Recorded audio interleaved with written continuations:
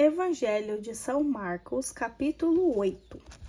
Naqueles dias, como fosse novamente numerosa multidão e não tivessem o que comer, Jesus convocou os discípulos e lhes disse: Tenho compaixão desse povo.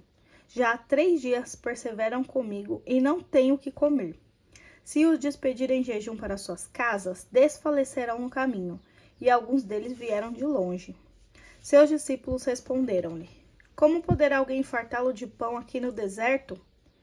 Mas ele perguntou-lhes: Quantos pães tendes? 7, responderam. Mandou então que o povo se assentasse no chão.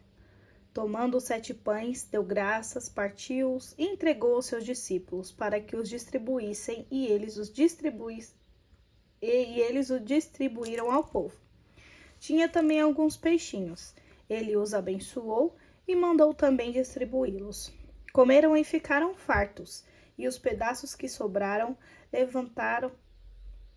levantaram 7 cestos. Então foi a segunda multiplicação dos pães, né, nessa passagem.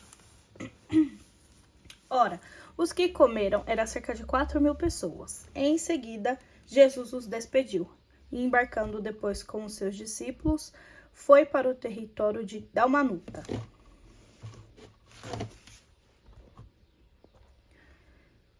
Vieram os fariseus e puseram-se a disputar com ele, e pediram-lhe um sinal do céu para pô-lo à prova.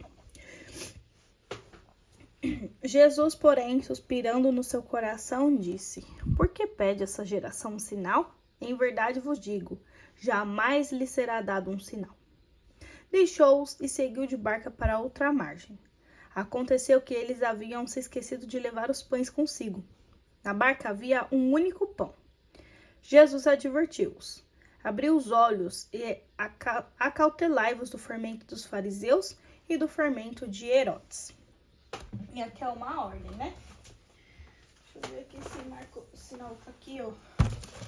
Tinha anotado alguma coisa sobre esse fermento.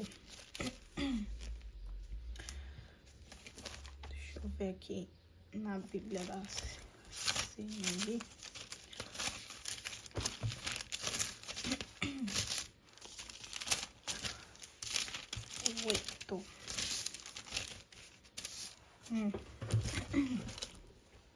Tinha anotado aqui sobre o fermento. O que significa, né, no 8:15 aqui? O fermento faz crescer, faz aparecer. Aí eu coloquei várias notinhas. Então, Herodes fez várias coisas para se aparecer, como um interesseiro. Os fariseus são hipócritas, falam e sabem das coisas, mas não seguem. E Jesus tem bondade, amor e compaixão, tudo que cresce de bom dentro do coração. Então, aqui Jesus fala para eles não se aparecer, né? Como os fariseus, como o fermento dos fariseus e o fermento de Herodes.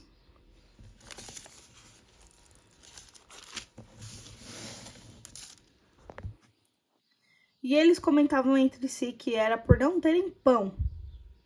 Jesus percebeu e disse-lhes: Por que discutis por não terdes pão? Ainda não tendes refletido nem compreendido? Tendes, pois, o coração insensível?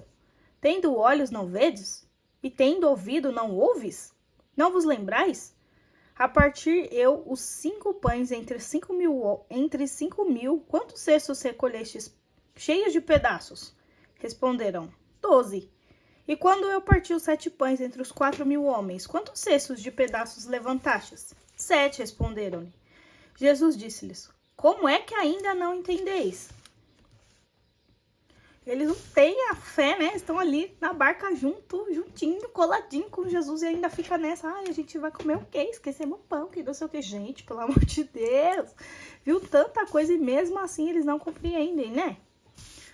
Versículo 22. Chegando eles a Betsaida, trouxeram um cego e suplicaram-lhe que o tocasse. Jesus tomou o cego pela mão e levou-o para fora da aldeia. Pôs saliva nos olhos e, impondo-lhe as mãos, perguntou-lhe: Vês alguma coisa? O cego levantou os olhos e respondeu: Vejo os homens como árvores que andam. Em seguida, Jesus impôs as mãos nos olhos e ele começou a ver e ficou curado, de modo que via distintamente de longe. E mandou para casa, dizendo-lhe: Não entres nem mesmo na aldeia. Jesus saiu com seus discípulos para as aldeias de Cesareia de Filipe e pelo caminho perguntou-lhes: Quem dizem os homens que eu sou? Responderam-lhe os discípulos: João Batista, outros Elias, outros um dos profetas. Então perguntou-lhes Jesus: E vós, quem dizes que eu sou? Respondeu Pedro: Tu és o Cristo. E ordenou-lhe severamente que a ninguém dissesse nada a respeito dele. Aqui pode marcar como uma ordem, né? Ordenou-lhes severamente que a ninguém dissesse nada a respeito dele. Acho que eu vou marcar aqui como ordem também, né? O 30. Ordenou-lhe já a palavra de ordem. Não dissesse nada a respeito. Para quem pergunta sobre o vermelho, é o vermelho da New Pen. Marca texto da New Pen. Esse aqui é um vermelhinho que tem mais cor de vermelho do que de outras marcas que para mim parece mais um rosa. Esse aqui é mais puxado pro vermelho mesmo, né? O vermelho é mais fechado do que aquele rosinha claro. Primeiro anúncio da paixão, versículo 31.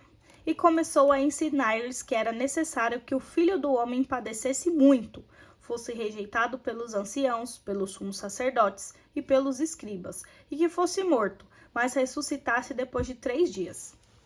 E falava-lhes abertamente essas coisas. Pedro, tomando a parte, começou a repreendê-lo, mas voltando-se ele para os olhos de seus discípulos e repreendeu a Pedro.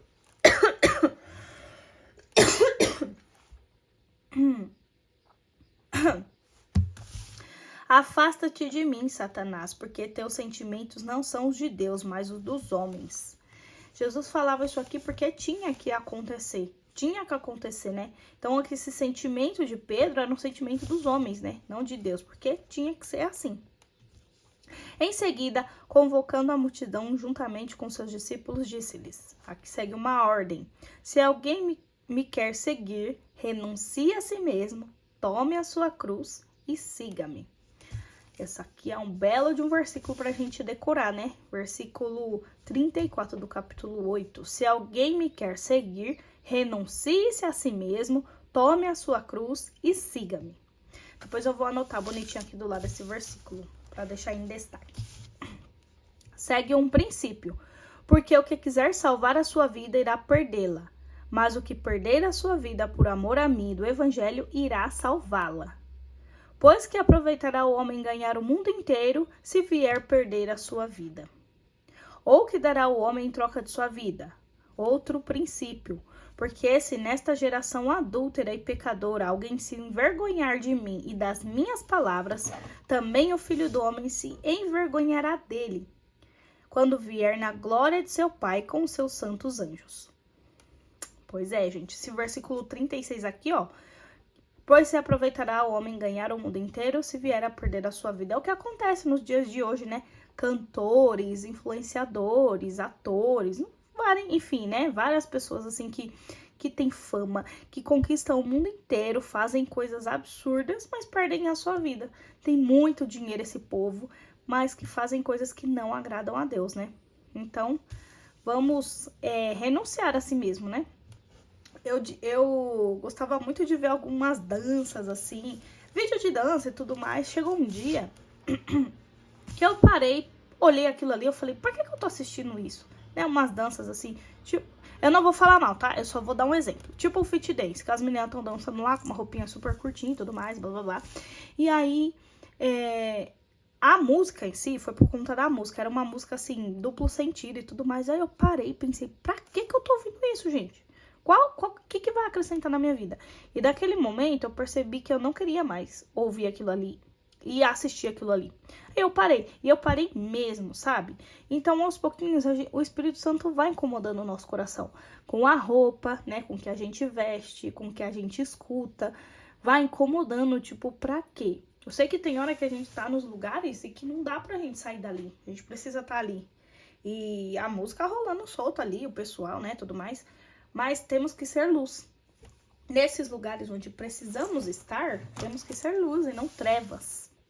Então, vamos renunciar, tomar a nossa cruz e seguir Jesus. Porque seguir não é só falar que eu sou cristão, mas não. Seguir os seus mandamentos, né? Fazer o que manda Deus. Então é isso, gente. Capítulo 8 fechou. E vamos para o capítulo 9.